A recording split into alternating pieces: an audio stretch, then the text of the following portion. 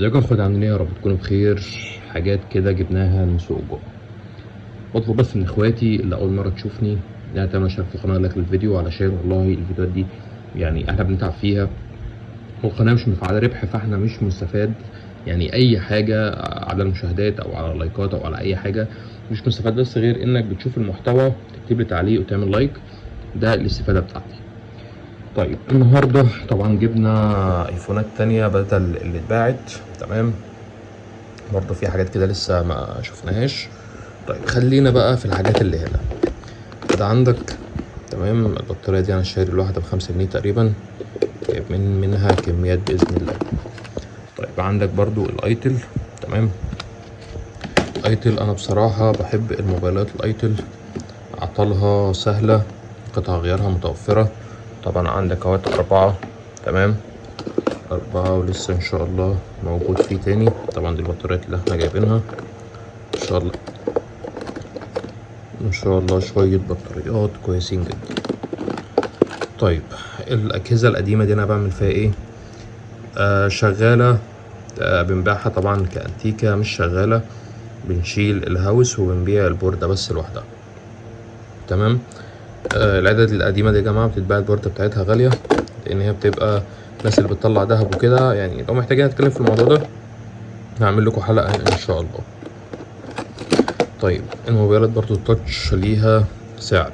تمام، موبايلات التاتش دي ليها سعر، ده برضو بيتحسب تاتش.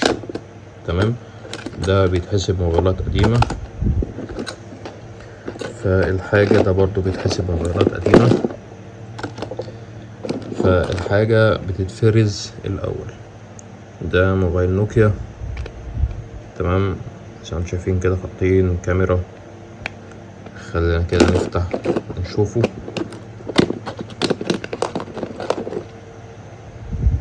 طيب ممكن نجرب برضو في الجهاز ده، نحاول ان احنا نشغله بعدين يعني. تمام، حطه كده على جنب. برضو الموبايل ده في منه كمية ان شاء الله موجودة. الموبايل ده برضو كويس جدا، كويس جدا جدا الموبايل ده.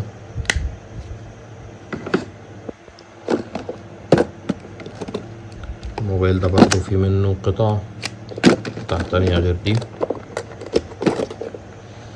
عندك برضو الموبايل ده، طبعا كل حاجة ليها سعرها. تمام، في حاجات كتير وان شاء الله برضو الحلقات الجاية يعني هصور لكم برضو فيديوهات تانية. طبعا الاسعار مش هعرف اقولها في الفيديو، اسعار انت شوف انت محتاج ايه. تمام، هنا برضو حاجات كتير يعني مش عارف ان انا، بس هنا موجود حاجات كتير. طبعا يعني في كميات، يعني ما تبصش بس الكمية دي، في كميات ان شاء الله اي كمية انت محتاجها موجودة ان شاء الله. تمام، ايفونات برضو جايالي الاسبوع ده، برضو كميات هتبقى موجودة ان شاء الله. فاي حاجة انت محتاجها اكتب لي بس في التعليقات وانا هرد على كل الناس ان شاء الله. طبعا على الموبايلات الايتل اللي انا صورتها قبل كده، برضو الموبايلين ايتل كده. فزي ما قلت لكم هنا برضو ايتل، ده ايتل، ده برضو. فزي ما قلت لكم موبايلات الايتل يعني حلاوتها ان هي القطع غيرها متوفرة، اعطالها بتكون بسيطة.